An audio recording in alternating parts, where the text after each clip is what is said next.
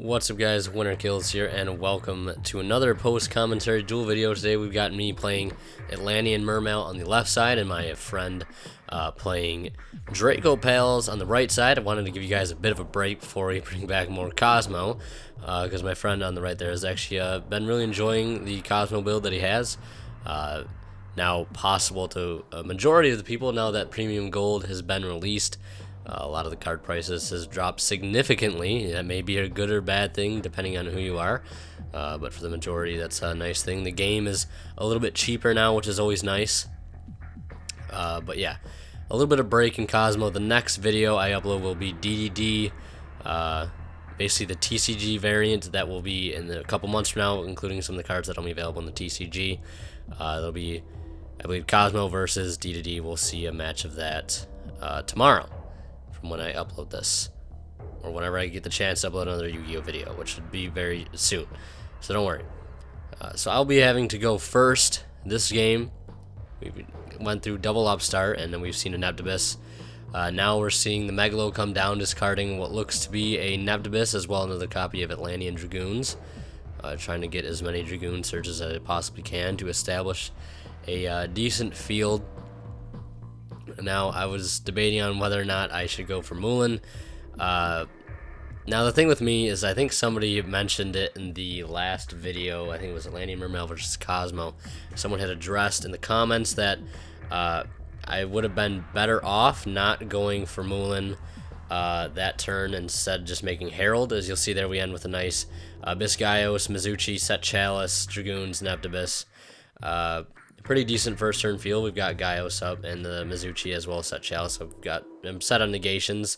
And then we think better would have been a Twin Twister with a Gundam hand and a lead engrave. That would only been that much better.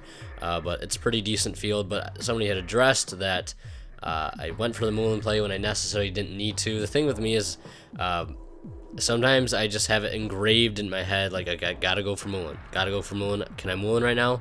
I should be Mulan. Mulan is like as fast as possible. Mulan Herald, Trish, lead, Mulan, like all this stuff. And sometimes I kind of get confused if they're not like, okay, well, I need to go Mulan now, or okay, I need to not do that play, because it's tempting, you know, to search that card when you have, you know, usually more often than not, such a easy time summoning it. But as you see in my case, I ended my turn with 4 Waters Engrave. Of course, I had plenty of opportunities to search out that Sea Serpent off the, I think we got 2 or maybe 3 Dragoon searches that turn.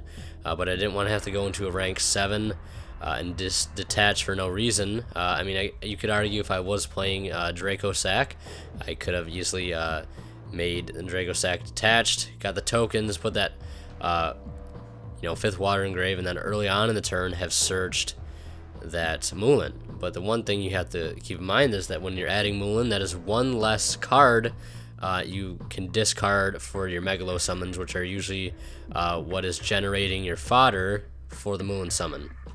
And I know we're kind of going off topic of what's happening off screen, but feel free to continue watching as he does his pendulum shenanigans. And we've got the clutch ulti chalice for that Armageddon Knight. And as we saw that first turn, Biscayos coming in clutch to stop that Archfiend Eccentric, which proved to be very well for him. But one thing I did want to bring up before this game 1 is over, or I guess it really doesn't matter based on time, is that there is a play that my friend who was playing there on the right side, playing Draco-Pals, introduced me to, and I was kind of skeptical about first. It is a play involving Steam Synchron and a Cell Synchron. Very easy way to set up Mulan, and then in the end help make number 38 Hope Harbinger Titanic Galaxy, that card, the new rank 8 that negates spells on activation and redirects attack to other Xyz monsters on the field. Very, very good card in my opinion. I think it's one of the better, if not the best rank 8s in the game currently, and one of the better cards that came out of Infinite Gold series. But the play involves going Infantry, Diva, into Neptibus, synchroning for Excel. That's going to put, you know, 4 Waters Engrave, because we're obviously including the Neptibus. And then a Cell will send the Steam Synchron to the grave, which is a water, and it's a level 3 tuner. So it gets you that extra water fodder. That's an easy 5 setup, and as long as you add the Moulin off of your first Dragoon search, there you go. You have your easy 5 water setup, and then you can synchro, you know, to make your another level 8 synchro, and then go into obviously the Moulin being level 8, and then overlay.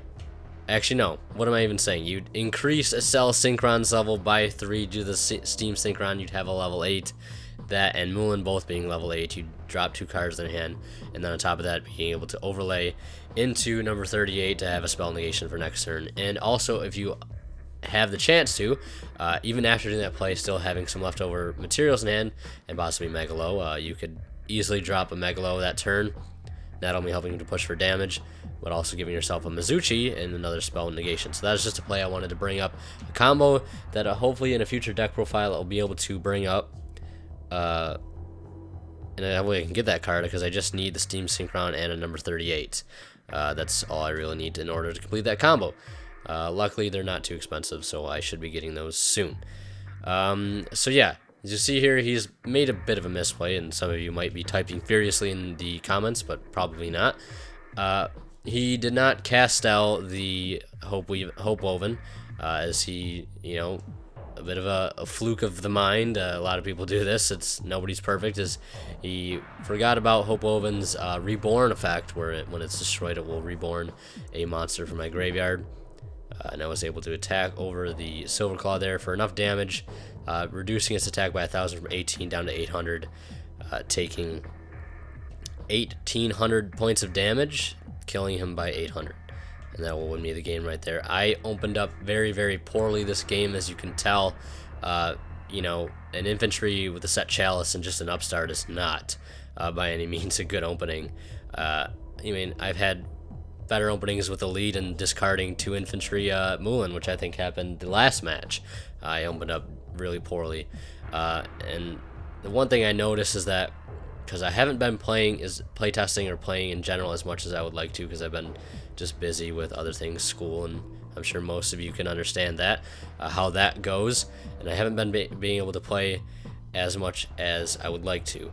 And I'm staring down a pretty large field. As you can tell, my little marksman probably isn't going to withstand this turn, and I'm probably going to lose this game. So that's why I'll just, you know, continue talking about what I was talking about.